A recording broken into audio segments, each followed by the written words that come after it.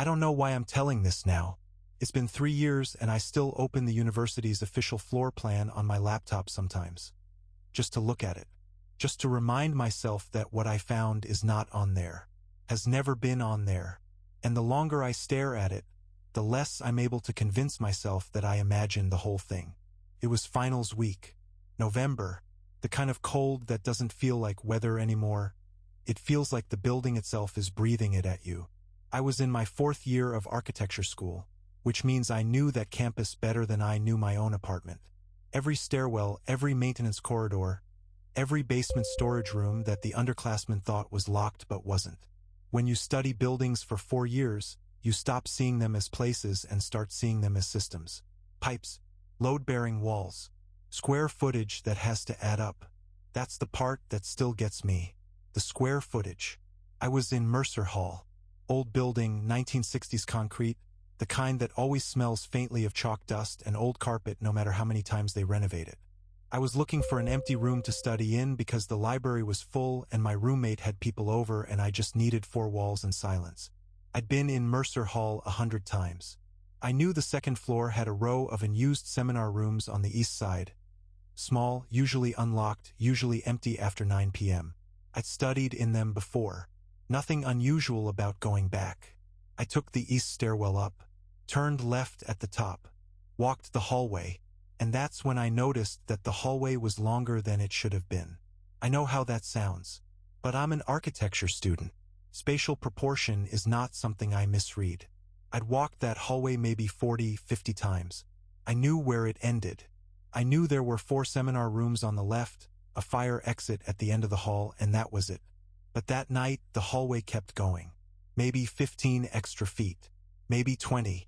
And at the end of it, past where the fire exit should have been, there was a door. I stood there for probably 30 seconds just staring at it. It was the same door as all the others. Same institutional brown.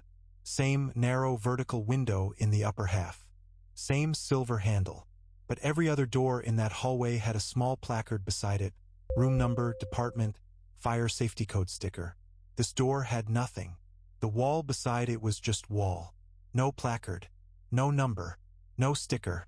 The paint around the door frame was slightly different from the surrounding wall.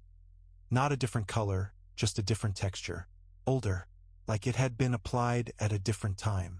I told myself a renovation explanation. Told myself they'd added a room during one of the building upgrades. I was tired.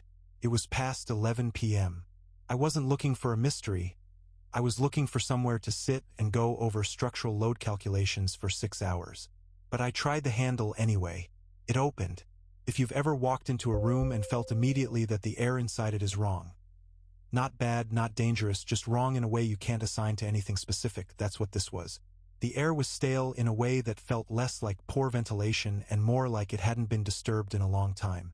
Like opening something that had been sealed. There was a smell underneath it.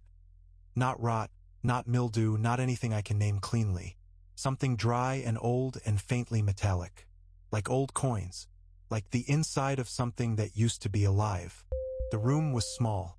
Maybe 12 by 14 feet. Concrete floor, no carpet, which was different from every other room in the building. A single long table along the left wall. For chairs, old ones, the kind with the attached desk arm that universities phased out in the 90s. A chalkboard on the far wall, actual chalk, not a whiteboard. And the light worked. That detail disturbed me more than anything else, actually. The light switch was just inside the door on the right. I found it by feel. And the overhead fluorescent panels flickered on like they were used to being turned on. I stood in the doorway for a moment. The chalkboard wasn't blank. Not covered in writing, just a few lines near the top left corner, in small and very neat handwriting. I walked across the room to read it. The concrete floor didn't creak. Nothing in the room made any sound at all. Even the fluorescent light, usually you can hear the low hum, was silent. The writing on the chalkboard was a series of measurements. Room dimensions, ceiling height, window placement, except there were no windows in the room. Load calculations for a floor that, according to the numbers written, was 12 feet below the one I was standing on. Whoever wrote this wasn't describing this room. They were designing something, planning something, The handwriting was careful and small, and the numbers were very precise, and the last line at the bottom just said, in the same neat hand, "This cannot be on the drawings." I took out my phone and took photos. I left the room. I didn't run. I want to be honest about that. I didn't panic in any dramatic way. I just understood very clearly that I didn't want to stay in there any longer, the way you understand that you've gone too far out into water and it's time to turn around. I walked back down the hallway, down the stairs, and outside into the November cold, and I sat on the steps and I looked at the photos I'd taken to confirm they were real. They were real. Here's the part one still can't resolve. The next morning I went back with my thesis partner, a guy who'd been in and out of Mercer Hall as much as I had. We walked up to the second floor. We turned left. The hallway ended exactly where it always had. Fire exit at the end. For seminar rooms. No extra 15 feet. No brown door with no placard. The wall at the end of the hallway was a wall. I showed him the photos on my phone. He looked at them for a long time. He said, "Where did you take these?" I said I took them in Mercer Hall. Second floor. East side. He said, "That's not Mercer Hall." I didn't understand what he meant, and he didn't explain it. He just handed my phone back and didn't say anything else about it. I spent 2 days going through the university's archived building plans. The ones filed with the city, the ones held in the architecture department, the ones that had been digitized in 2019, and the older paper originals that the department administrator let me look at in her office. Every version of every plan I could find. I measured the hallway on every single one. For rooms, fire exit, end of hall. On the third day, I found a reference in a 1986 maintenance log that mentioned a room on the second floor east side of Mercer Hall being closed for structural assessment following a student incident. No further details. The incident was not described. The room was never listed as reopened. And on every building plan filed after 1987, the east hallway is 4 rooms, fire exit, end of hall. Exactly as it is now. The total square footage of the second floor east wing on those plans is smaller than the square footage of the wing on the plans filed before 1986. Not by much. Maybe 200 square feet. Roughly the size of a 12 by 14 room. I've never been able to get into that building after 9 p.m. again. New card reader locks were installed the following semester. The department said it was a security upgrade. I don't know if that's true. I don't know what the measurements on that chalkboard were for, or who wrote them, or what happened to the student in 1986, or why the room was there that night and gone the next morning. I don't know why the light worked. I have the photos. They're still on my phone. I've shown them to 3 people, and 2 of them said something that I think about all the time. Not because it was frightening, but because both of them said the exact same thing independently without knowing the other had said it. They both looked at the photo of the chalkboard, and they both said, "The handwriting looks recent." I've cleaned a lot of buildings in my life. Schools, office complexes, a hospital for 8 months, which I don't recommend to anyone. You develop a relationship with a building when you're the one maintaining it. You learn its sounds. You learn which doors stick in humidity and which lights flicker when the heating kicks on, and which hallways feel different at 2 a.m. than they do at 2 p.m. Buildings have moods. That sounds ridiculous, but every janitor will tell you the same thing if you ask them honestly. Hargrove High was a moody building. I started there in September. Night shift, 9 p.m. to 5 a.m. 5 nights a week. The school had about 1,800 students during the day, total chaos apparently, but by the time I arrived every evening it was just me and the building and whatever the day shift had left behind. Candy wrappers under desks. Someone's forgotten jacket on a chair. The particular smell of a room that's held 400 teenagers in it over the course of a day, which is something between gym bag and cafeteria and something else underneath that I don't have a word for. Room 214 was on my route. Second floor, east corridor. It was a standard classroom. 30 desks, 2 windows that faced the parking lot. A long chalkboard across the front wall. One of those pull-down projection screens mounted at the ceiling that nobody ever seemed to use anymore. Nothing unusual about it. First few weeks I was there, I'd go in, run the vacuum, empty the bin, wipe the board if there was anything on it, and move on. For minutes, maybe 5. I had 26 rooms on my route. You don't linger. I first noticed something was off in the 3rd week of October. I went into 214 and the desks had been moved. Not dramatically, not like someone had thrown them around. Just rearranged. They'd been in the standard row formation when I'd left the previous night, and now they were pulled into a rough circle. Odd, but not alarming. I figured a teacher had done a group activity and forgot to put them back. I rearranged them into rows, wiped the board, left. The next night, the circle was back. Same configuration. Roughly the same desks, the same rough circle, maybe 9 or 10 desks pulled inward. I stood in the doorway for a minute trying to think of a logical reason. Maybe a class used this configuration every day. Maybe the day shift cleaner had put them back wrong.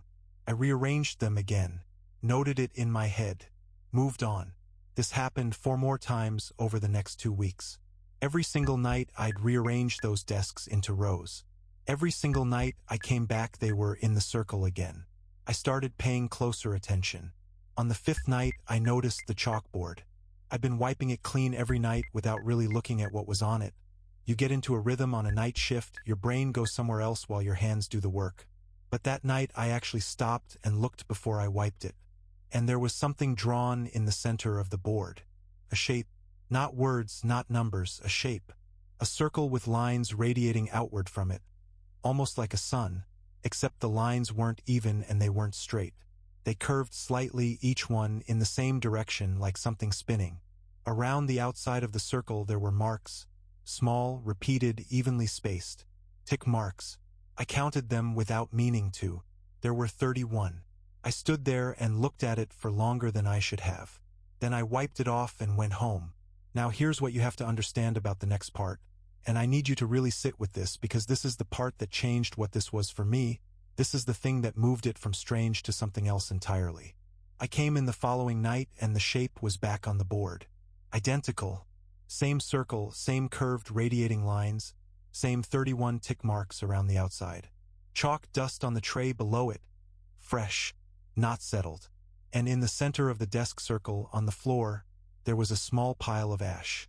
Not large, maybe the size of a dinner plate. Something had been burned there. On a school floor. In a room that was locked every night. In a building with no signs of forced entry. Watched by 4 security cameras in the external corridors. I reported it to the building supervisor the next morning before I left. He came and looked at it. He said it was probably students pulling a prank. He said he'd mention it to the principal. He had the ash cleaned up. I asked him about the cameras.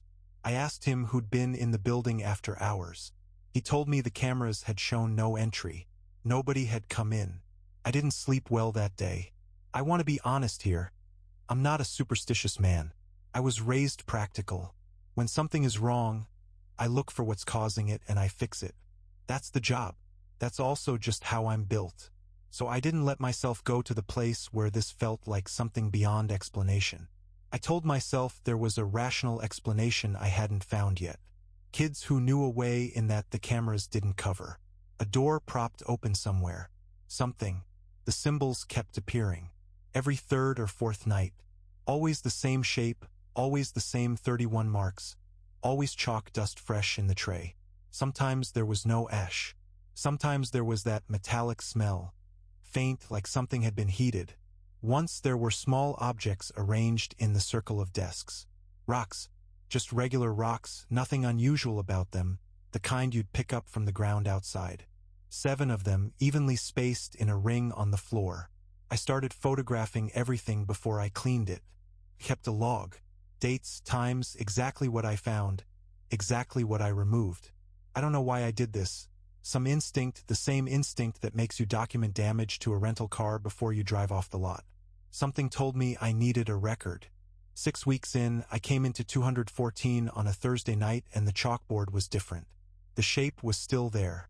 The circle, the curved lines, the marks around the outside. But this time there was writing underneath it. Small, neat, the same handwriting that I would have sworn had written those marks every night before. Except this was the first time there had been actual words. 2 lines.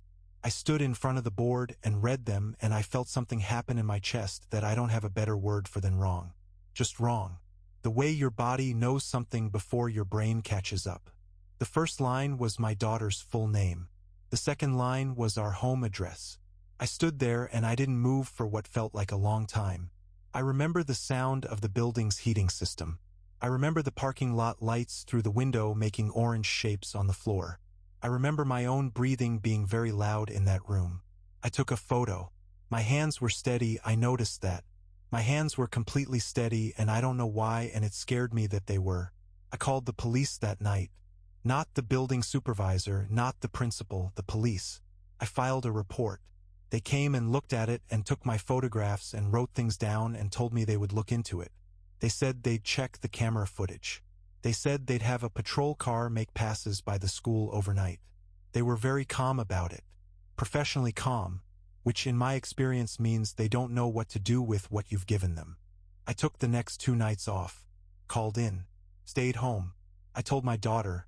She was 19, living with me at the time, taking classes at the community college. I told her something had happened at work and for the next few days to keep the doors locked and not to answer if someone knocked and didn't call ahead. She could tell I wasn't telling her everything. She asked me what was going on. I told her I wasn't sure yet. The police called me 4 days later. They'd reviewed all available camera footage. Nobody had entered the building on any of the nights I'd documented. The cameras had no gaps, no interference, no blind spots that hadn't been there before. As far as the footage was concerned, nobody had ever been in room 214 after I left each night. They'd also driven past the school overnight for several nights and observed nothing unusual. They had no leads. They told me if anything else happened to call them. I went back one more time. Last night I ever worked in that building. I don't even know why I went back. Maybe to prove something to myself. Room 214 was clean. Desks in rows. Board wiped. Floor clear. Nothing on it, nothing in it, nothing wrong with it at all. I handed in my notice the next morning. What I haven't told anyone until right now is what happened 3 days after I quit. My daughter called me from outside the grocery store, 2 miles from our house. She sounded calm the way people sound calm when they're working very hard at it. She told me there was a man in the parking lot who'd been watching her from his car for the past 20 minutes. She described him. She didn't recognize him. She'd moved her car closer to the entrance and he'd moved his car to stay in line of sight. I told her to go inside and stay there and I called the police and drove over. By the time I got there, the car was gone. The police took a description. They said they'd look into it. Nobody ever found him. My daughter doesn't know what I found on that chalkboard. I never told her. I decided a long time ago that some things you carry alone, not because you're protecting yourself, but because some information changes the way a person moves through the world. It changes what they see when they look over their shoulder. It changes whether they feel safe in a parking lot. She feels safe in parking lots. I'm going to let her keep that. I want to start by saying I like school. I know that's not how these things usually begin, but I need you to understand that I wasn't the kind of kid who was checked out or sitting in the back counting ceiling tiles waiting for the bell. I paid attention. I showed up. I cared about the people around me. I say this because what I missed, what I didn't see, still doesn't make sense to me given the kind of person I was. Given the kind of person I thought I was. Senior year. Small town.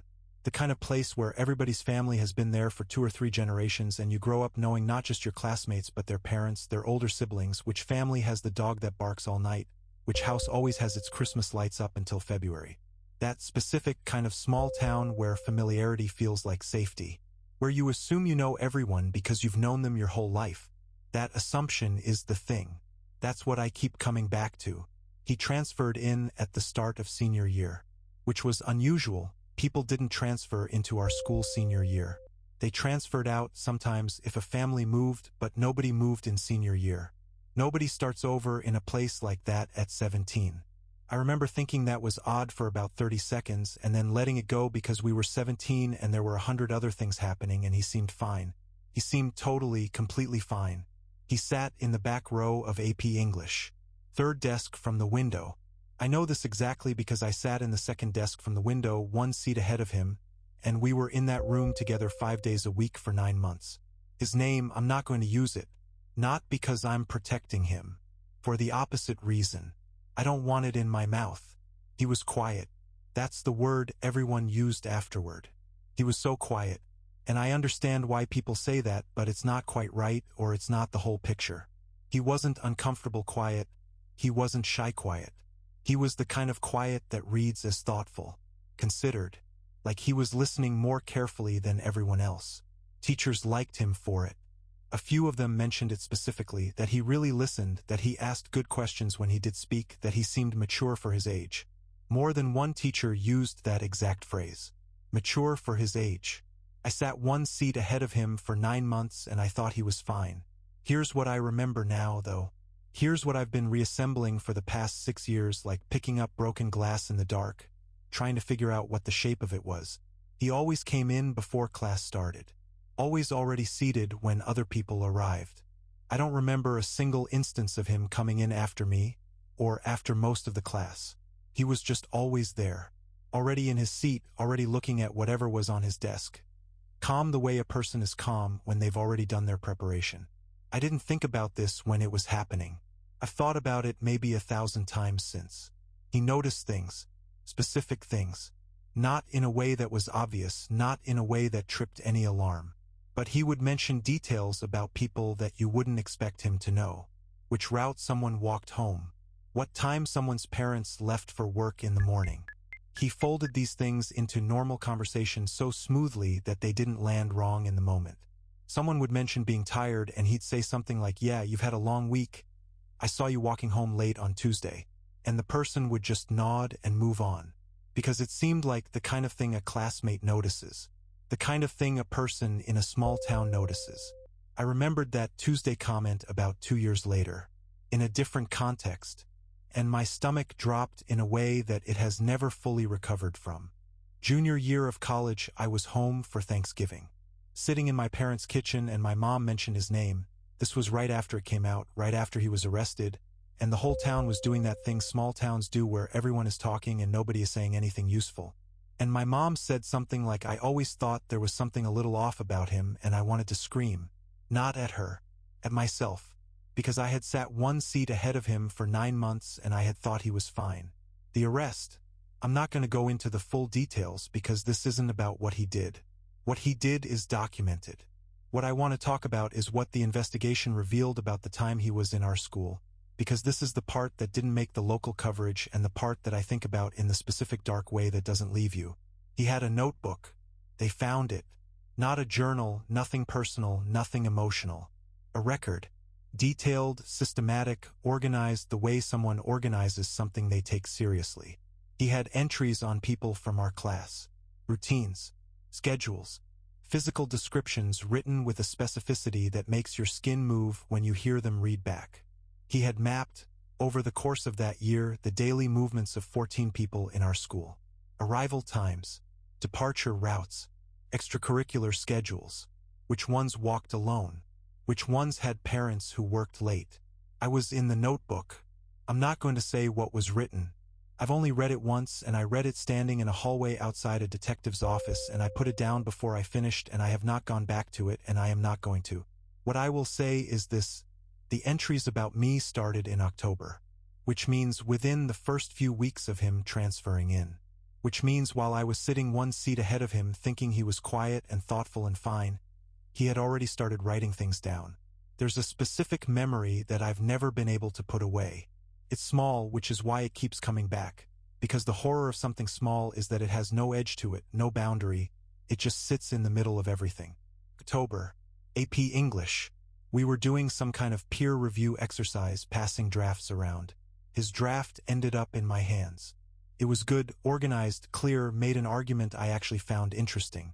I remember telling him it was good when I handed it back. I remember he smiled and said thanks. Normal exchange. 2 classmates at the end of a class period. That night is in the notebook. Just a line.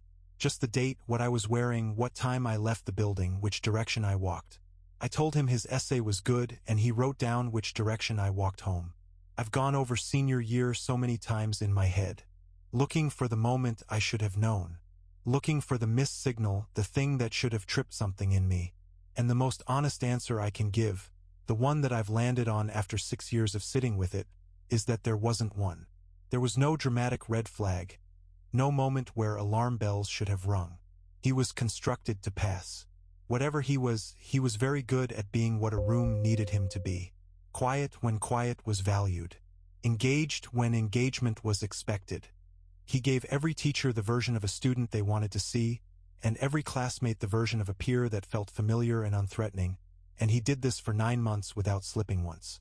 Not once. That's what I can't get past. Not what he did. Not the notebook. The consistency of it. The patience. The amount of sustained effort it takes to perform normalcy that completely, for that long, around that many people, while simultaneously doing what he was doing in that notebook. That's not impulsivity. That's not someone acting on an urge. That's a project. That's something someone decided to do and then organized themselves around doing carefully. He sat in the back row so he could see the whole room. I know that now. It's obvious now. He positioned himself in every class the same way, back row or close to it, never a seat where anyone could sit behind him.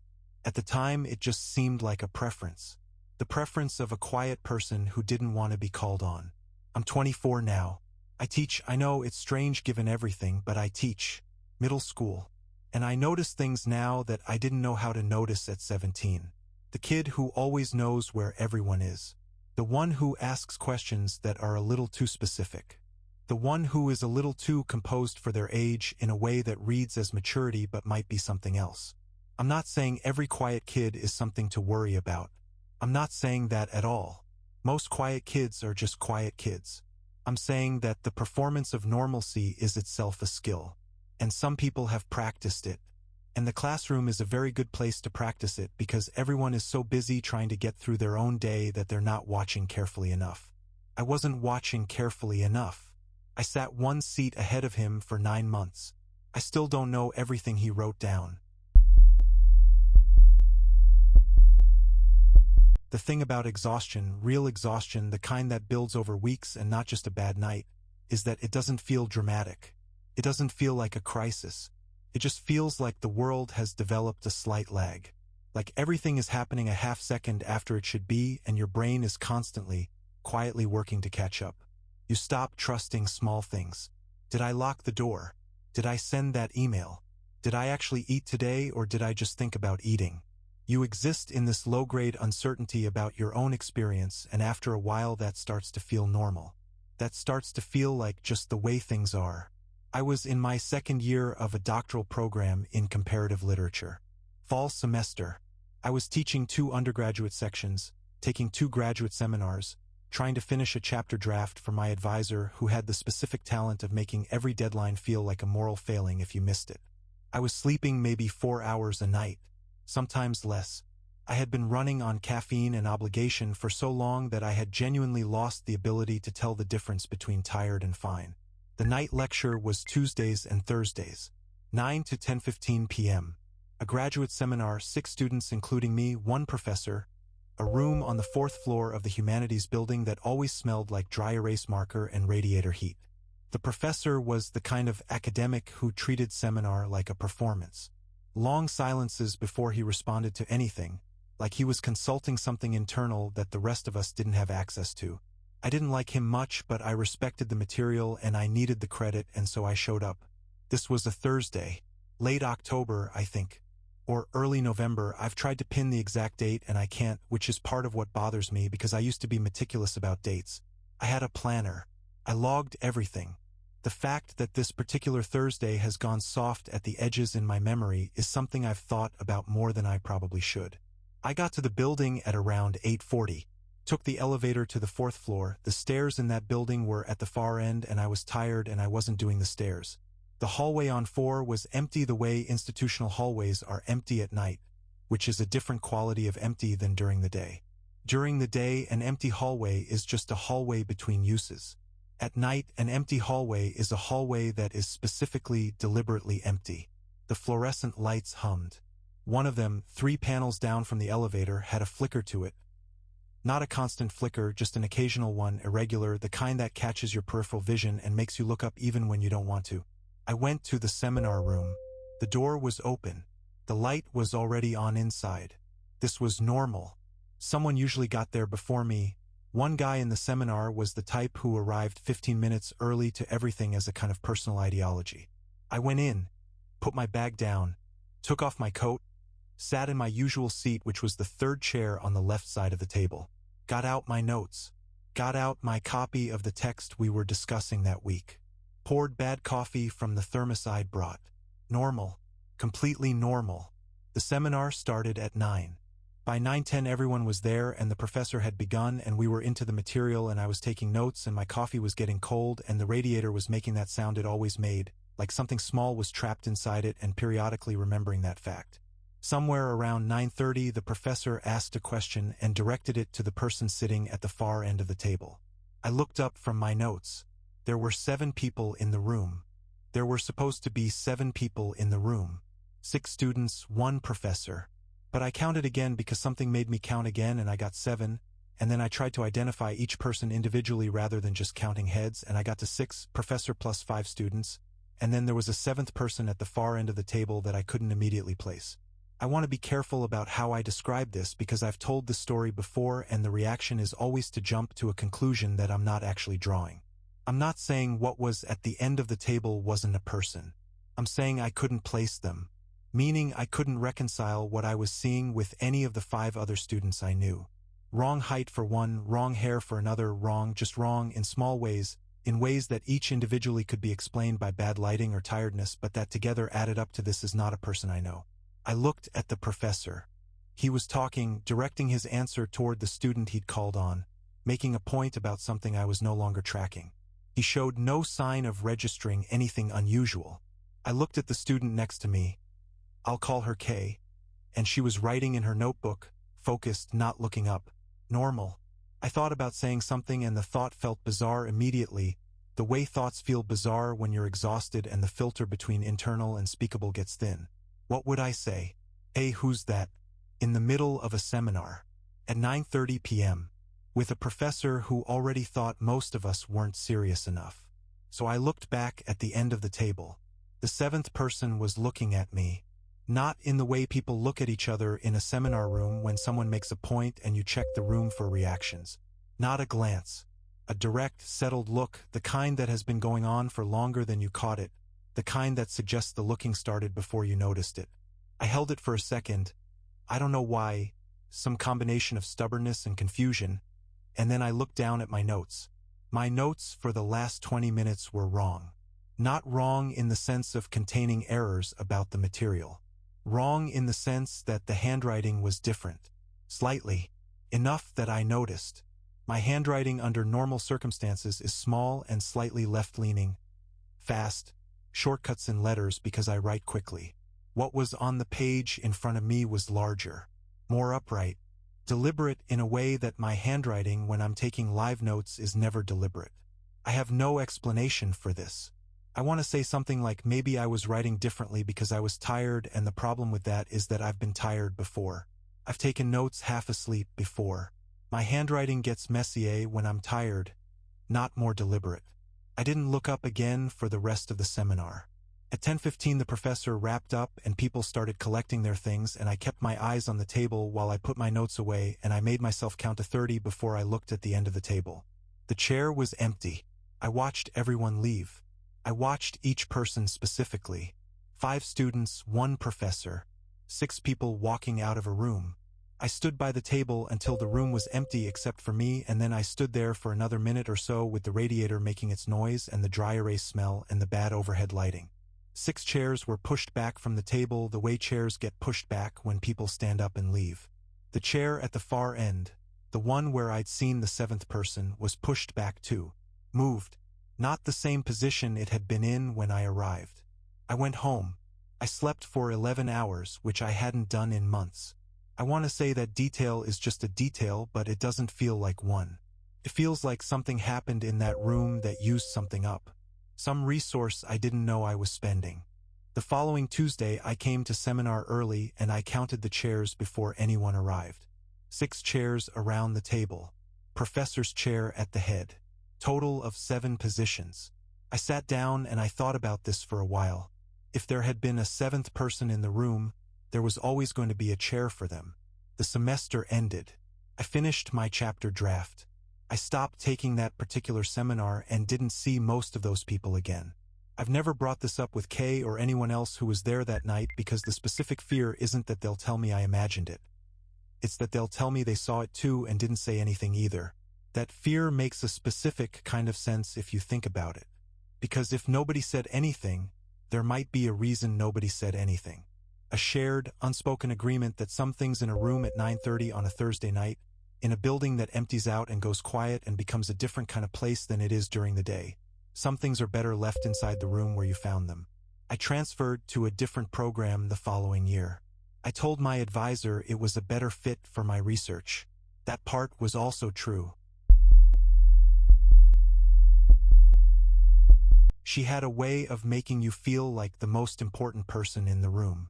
Not in a performative way, not the way some teachers do it where you can tell they've read a book about classroom engagement and they're executing a technique. It was genuine, or it felt genuine. It felt like when she looked at you, she was actually looking at you, seeing the specific version of you that existed that day, not the general category of students sitting in the third row. I was 7 years old and I didn't have language for this quality, but I felt it every single morning when I walked into her classroom and she looked up from whatever she was doing and said good morning like she'd been waiting specifically for me to arrive. I loved that classroom. I want to say that clearly before anything else. Whatever I'm about to tell you, that room was the first place outside my own house where I felt completely safe. The smell of it, crayon wax and something faintly like cinnamon, which I found out years later was a candle she kept in her desk drawer and lit before students arrived and blew out before they came in, just to leave the trace of it. The way the afternoon light came through the windows on the west side and made rectangles on the floor that moved slowly across the linoleum as the day went on. The particular squeak of the third chair from the left in the reading circle, which everyone knew about and everyone tried to avoid sitting in and somehow always ended up in anyway. I could draw that room from memory right now and I'm 31 years old. She had been teaching at Alderman Elementary for a long time before I got to her class. I know this because when I was in second grade my older cousin had her too, and when I mentioned her name he got this look on his face, warm, immediately warm, and said she's the best one in that whole building. This was a 16-year-old boy saying this about a second grade teacher, which should tell you everything about the kind of person she was. She had been there long enough that the building felt like it was organized around her in some way. Like the other teachers knew it. Like even the principal, who was a nervous small man who communicated mostly through memos, deferred to her in the unspoken way that institutions defer to the person who actually holds everything together. Her classroom was at the end of the main hall. Room 7. Last door on the left before the hallway turned and went toward the gymnasium. The room next to hers was a storage room that had apparently been a classroom at some point but had been converted sometime in the 70s, and the room on the other side of that storage room was the music room, which meant that on certain days you could faintly hear scales being practiced through two walls, which I always liked. Background music. It made the classroom feel like it existed slightly outside ordinary school time. Second grade was the best year of my childhood. I say this as a fact, not a sentiment. Something about that year, her class, that room, that specific group of kids, was just right in a way that years rarely are. I remember being happy in a simple and total way that I haven't really accessed since. The way kids are happy when the conditions are good and they don't yet know that conditions don't always stay good. Nothing was wrong that year. I want to be precise about this. Nothing happened in second grade that I'm going to recontextualize later as a warning sign or an omen. Second grade was fine. It was good. The horror of this story, if that's what it is not that something was secretly wrong the whole time. The horror is different from that, and I'm going to need you to hold both things at once. That year was genuinely good, and what I found out much later is genuinely terrible, and those two facts coexist without canceling each other out, and that coexistence is the thing I can't resolve. I didn't see her again after second grade. I moved schools. My parents relocated for my father's job, and I transferred to a different district in the spring of third grade, and that was it. No dramatic goodbye. I remember being sad about leaving. I remember she gave me a card with a small drawing of a sun on the front and wrote something inside it in her handwriting which was large and looping and somehow exactly what you'd expect from her. I kept that card for years. I don't know when I lost it. The way you lose things from childhood without a specific moment of losing them. They're just there and then one day they're not. I thought about her occasionally over the years. The way you think about the places and people from early childhood that formed something in you before you knew formation was happening. She came to mind sometimes when I was in a good classroom environment, or when I was talking to someone who had that same quality of actual attention. I looked her up once in my mid-20s just out of curiosity, the way you look up old teachers. I found nothing. No social media presence, which wasn't unusual for someone her age. No mention in the school's current staff listing, which meant she'd retired or moved on. I didn't look further. Last year I drove through that town. I wasn't planning to.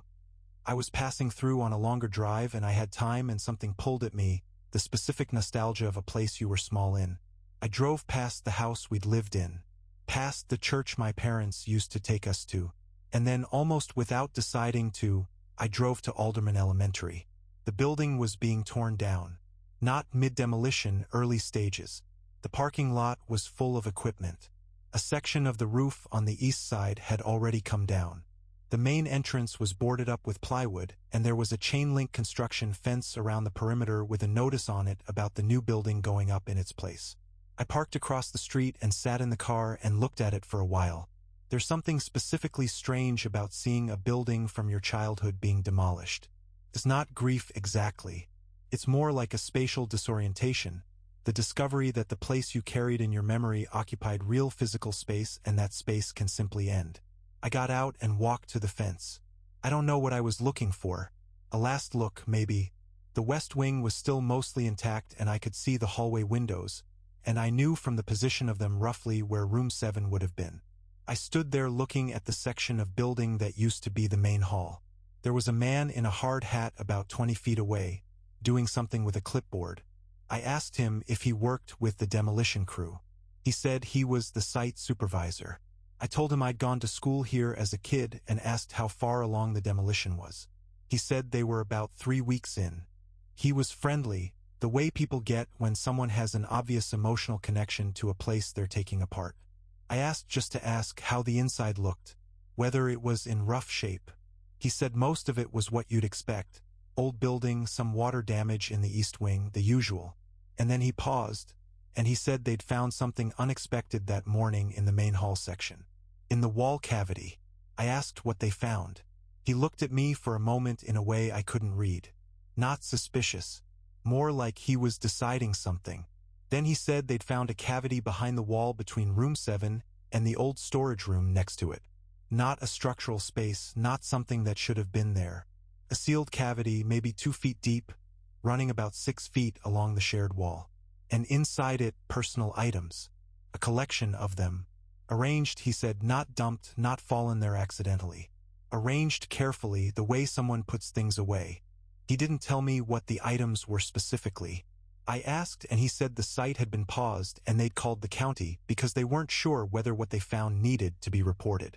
He said it in a careful way. A way that told me it wasn't just old building materials or forgotten maintenance equipment. I stood on the other side of that chain-link fence and I looked at the section of wall he was describing and I thought about room 7. About the smell of cinnamon every morning. About the way the afternoon light moved across the floor. About the card with the sun drawing and the large looping handwriting. I drove away after a few minutes. I don't know what they found. I've thought many times about calling the county to ask if anything was reported, and every time I get close to doing it I stop. I've sat with this for a year now. The not knowing. The specific shape of not knowing, which has a weight to it that I didn't expect. What I keep coming back to is this.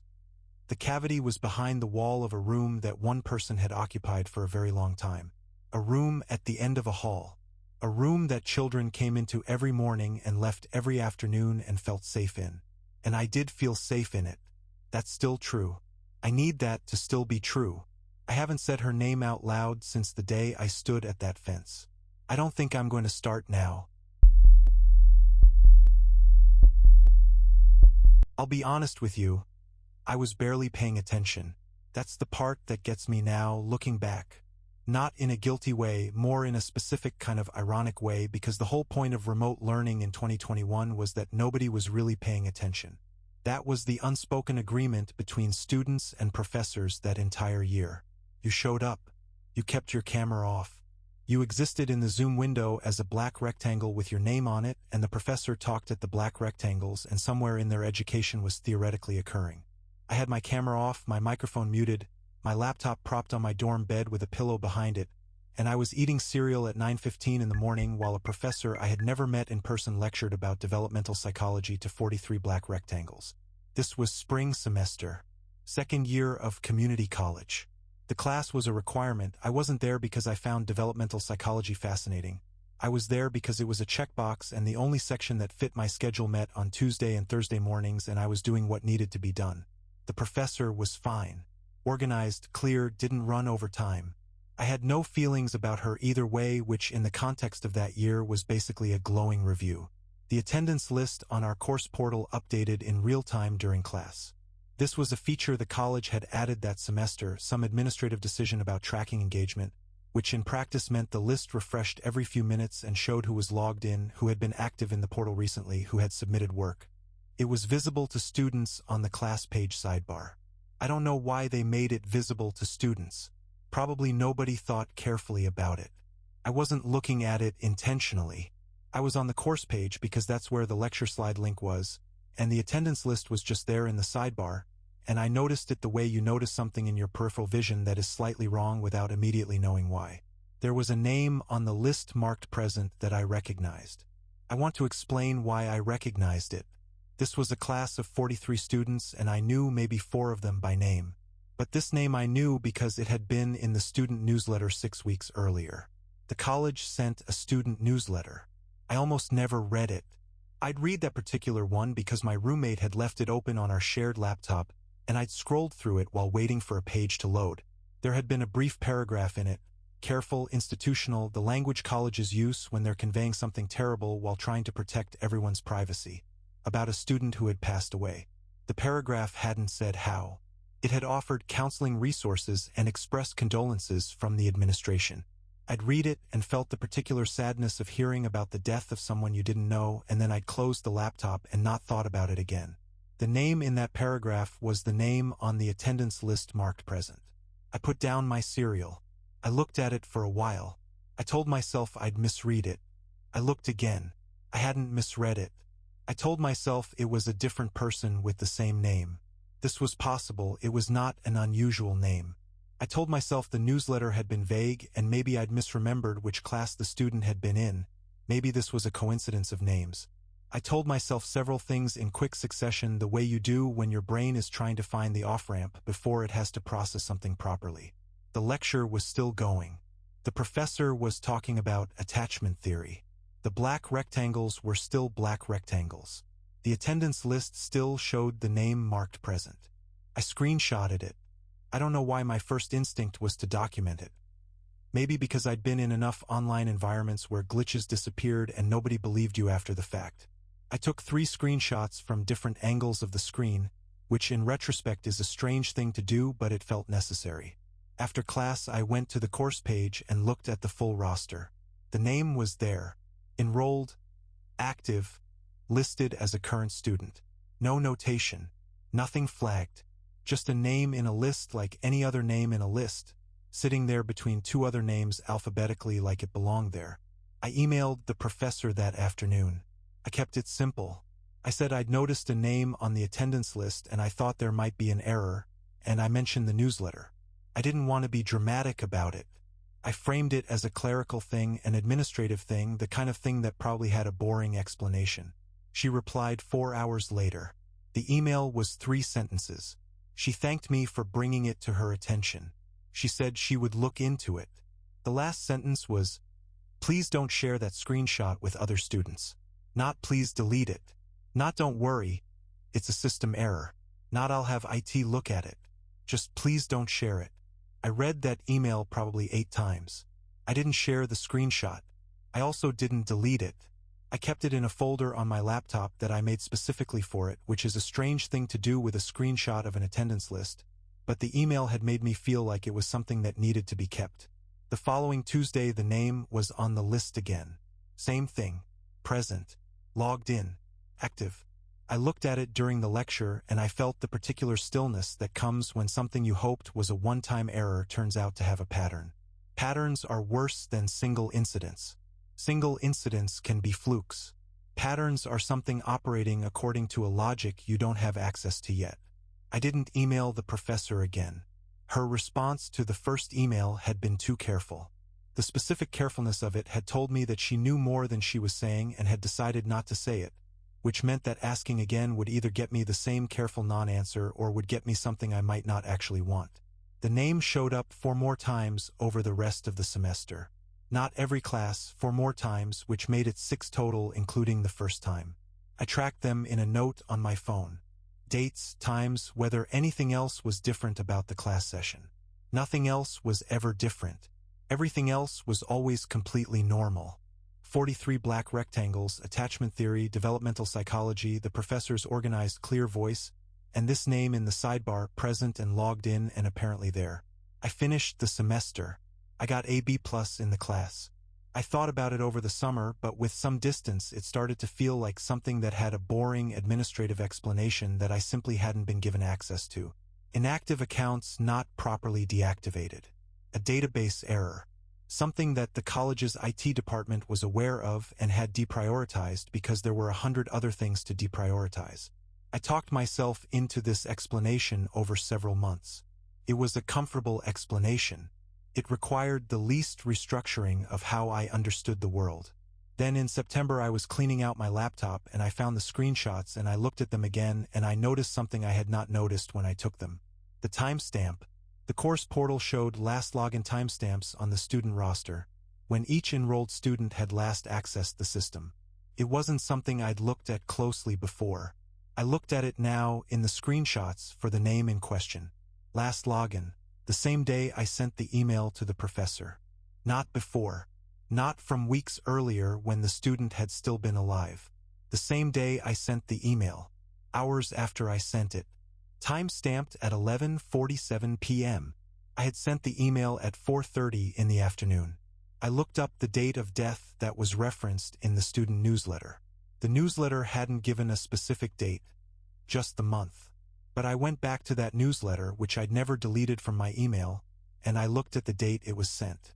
Cross-referenced it with what I knew about how those newsletters were produced. Our advisor for the student paper had once mentioned they were sent within 48 hours of administration being formally notified. The student had died weeks before that login timestamp. Minimum 3 weeks, possibly more. I closed my laptop and I sat on the edge of my bed in my dorm room for a while. I want to give you the IT explanation. I want to hand it to you neatly because I still reach for it sometimes when I think about this at 2 in the morning. Automated systems doing automated things. Scheduled scripts running on dead accounts. A timestamp that means something other than what a timestamp appears to mean.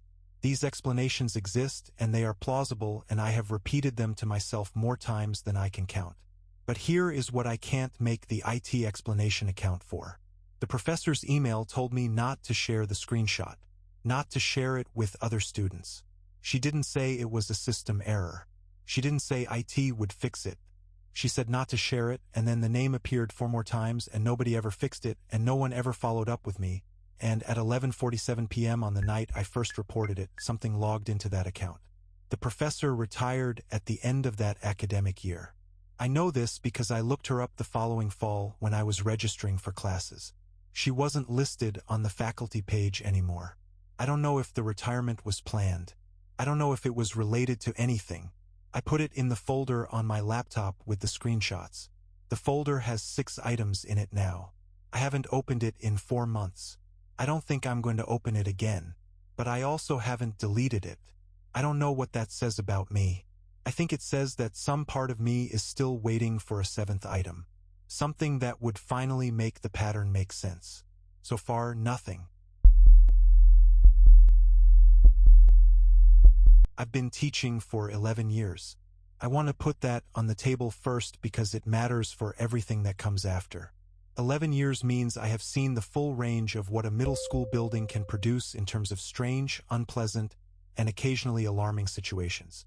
I have dealt with a student who brought a live lizard in his backpack for 3 weeks before anyone noticed. I have dealt with a gas leak that evacuated the building in January and left 40 teachers standing in a parking lot in inadequate coats for 2 hours. I have dealt with mold reports, rodent reports, a ceiling tile collapse in the science wing, and one memorable April afternoon when something in the cafeteria kitchen produced a smell so aggressive that the district sent a hazmat assessment team and then concluded it was a forgotten bag of potatoes. I am not a person who panics. I am not a person who catastrophizes. I process, I report, I follow protocol, and I move on. I'm telling you this because I need you to understand that what happened in room 9 last May was not me overreacting. It was not anxiety. It was not the accumulated stress of a long school year making me read something ordinary as something extraordinary. I know the difference. After 11 years, I know the difference in my body, in the specific quality of attention that gets activated, and what got activated in that room last spring was something I had never felt before in a school building. Something that had no protocol. The smell started on a Monday. Room 9 is mine, has been mine for 6 years. It is a corner room on the first floor, 2 exterior walls, north and west facing, which means it runs cold in winter and gets good light in the afternoon. The north wall has 4 windows that look out on the side yard where the 6th graders eat lunch when the weather is good. The other walls are the usual whiteboard, bulletin boards, the timeline of historical events I've been adding to for 6 years that runs above the windows and that I am unreasonably proud of. It is a room I know completely. I know which floorboard near the door has a soft spot. I know that the 3rd window from the left has a seal that failed 2 winters ago and makes a faint whistle when wind comes from the north. I know that the supply closet in the back left corner smells like old rubber cement regardless of what I put in it or how many times I clean it. I know this room the way you know any space you've occupied and maintained for years. The smell on Monday was not the rubber cement smell. It was faint. End of day, after the last class had left, I was straightening desks and collecting a few papers that had been left behind and I caught it. Low, heavy, slightly sweet in a way that was not pleasant. The sweetness was wrong, too thick, the way something can smell sweet and rotten at the same time. I thought immediately of the cafeteria potatoes incident. I thought something had been left in a desk. Food. Something organic forgotten over the weekend. I checked every desk. I checked the supply closet. I checked under the radiator covers, which is where things migrate in middle school classrooms in ways that defy physics. I found nothing. The smell was faint enough that I was able to tell myself it was probably coming from the hallway or the room next door. I opened both windows that weren't painted shut, left the door open, and went home. Tuesday it was stronger. Not dramatically stronger. Not the kind of escalation that demands immediate action. Just enough stronger that I noticed it the moment I walked in that morning before students arrived. Enough that I stood in the doorway for a moment and made a decision. If students noticed it, I would report it. If nobody said anything, I would report it at end of day regardless. This is the protocol logic that takes over after 11 years. You don't panic, you don't escalate prematurely. You observe and document and report through appropriate channels. 3 students mentioned it that day. Different classes, different times of day. The first was a 7th grader in my 2nd period who wrinkled her nose about 20 minutes into class and asked if something had died in here. The way kids ask questions like that, completely flat, completely without drama, which is somehow more unsettling than if they'd seem scared. The second was a boy in 4th period who kept looking toward the back corner of the room, the supply closet corner, without being able to explain why when I asked him. The third was a student in my last class of the day who simply got up, moved her desk 6 inches forward, and when I asked her why, said the smell was worse near the back wall. I submitted a maintenance request Tuesday evening. Wednesday the smell was strong enough that I propped the door open all day and kept the windows open despite it being mid-May and already warm enough that the cross breeze wasn't refreshing. It was just moving the warm air around. It was strong enough that I stopped being able to tell myself it was a ventilation issue or something from another room. It was in this room. It was coming from somewhere specific in this room. By Wednesday afternoon I had a working theory, which was that something had died in the wall cavity. A rodent, probably. Maybe more than one. It happens in old buildings. The smell of decomposition in a wall has a specific quality that I now know from experience and that I wish I did not know from experience. This fit. This was explainable. This was unpleasant but solvable. Maintenance came Thursday morning before school started. 2 men, both of whom I recognized from previous work orders. I showed them where the smell seemed strongest, which was the back left corner, the supply closet wall, the same corner the student had been looking at on Tuesday. They did the standard checks, removed the radiator cover, checked the supply closet, checked the exterior wall junction. Nothing visible. They told me they would need to check the ceiling panels and potentially open the wall if the exterior check didn't identify anything. They said they'd be back Friday. Thursday was the worst day in that room. I don't know why Thursday specifically, whether the weather changed something, whether whatever was in the wall had reached a particular stage of decomposition, whether it was just the accumulation of days. By third period, I had moved my own desk to the opposite corner. By fifth period, I had sent 2 students to the nurse who said the smell was making them feel sick, which was not unreasonable. By last period, I was breathing through my mouth and keeping the door fully open, and I had stopped apologizing to students about the smell and started just acknowledging it directly because the apologies felt increasingly inadequate. Thursday night, I submitted an escalated request. Not to the building maintenance queue, directly to the principal. I used the word uninhabitable, which is not a word I use. I have never called a classroom uninhabitable in 11 years.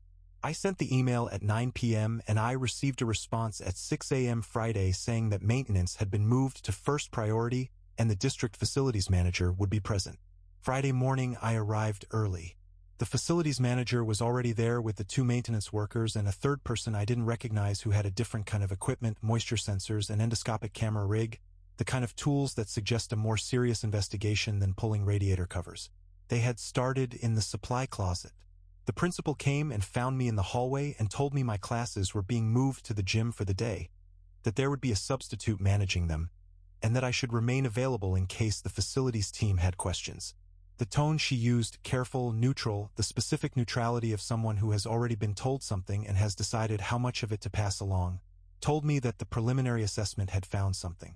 I stayed in the hallway outside room 9 for most of the morning. The facilities team went in and out. At some point, a 4th person arrived who I later understood was from the county health office. At no point did anyone come out and give me an update. This is the part that I find most difficult to describe. Not the smell, not the days leading up to it, but that Friday morning in the hallway. The waiting. The sound of equipment I couldn't identify. The occasional low conversation between the people inside the room that stopped when someone noticed the door was open.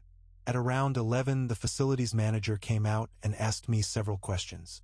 When I had first noticed the smell, whether I had observed any structural changes in the back wall, any bulging, any discoloration of the paint, whether students had reported anything other than the smell, sounds, temperature changes in specific areas of the room. I answered everything. I asked what they had found. He said the assessment was still in progress and that the principal would debrief me fully when they had complete information. They were in that room until 2 in the afternoon.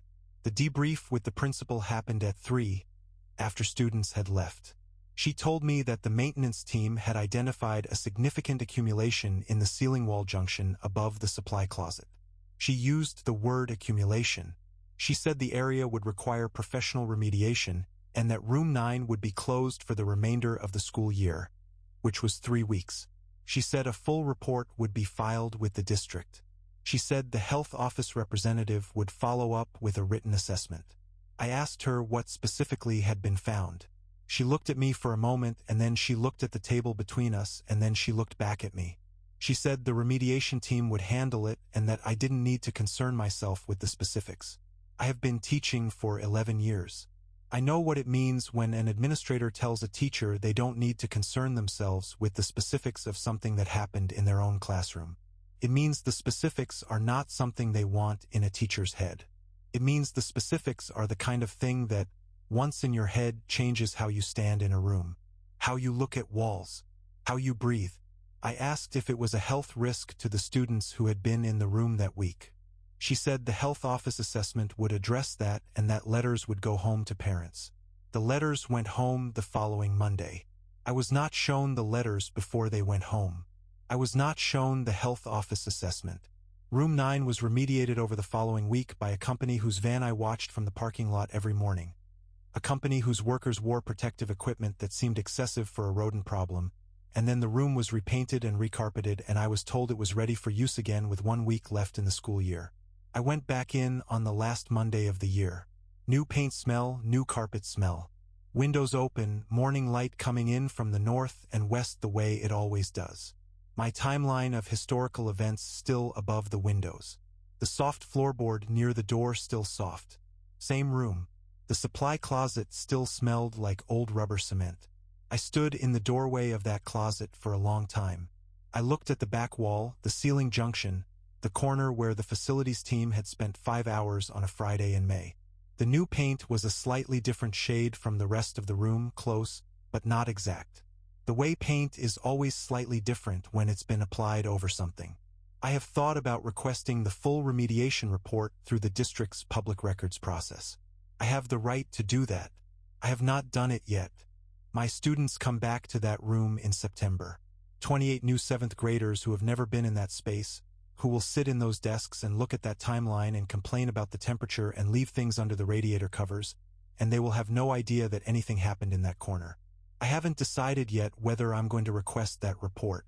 What I keep coming back to, the thing that won't resolve itself into something I can file and move on from, is the protective equipment. The kind worn by the remediation team. I've looked it up since. That level of protective equipment is used for specific categories of biological material. I know what those categories are now. I wish I didn't. I keep looking at that corner. I keep looking at that slightly different shade of paint. I'm going to request the report. I just haven't decided what I'll do when it tells me something I can't unknow. That's all 7. 7 classrooms, 7 people who walked into an ordinary day and came out the other side of something they still can't fully explain. If any of this kept you up, if any of it felt a little too close, leave a comment below. Tell me which one got you. Subscribe to Bleak Fears. We'll be here when the lights go out.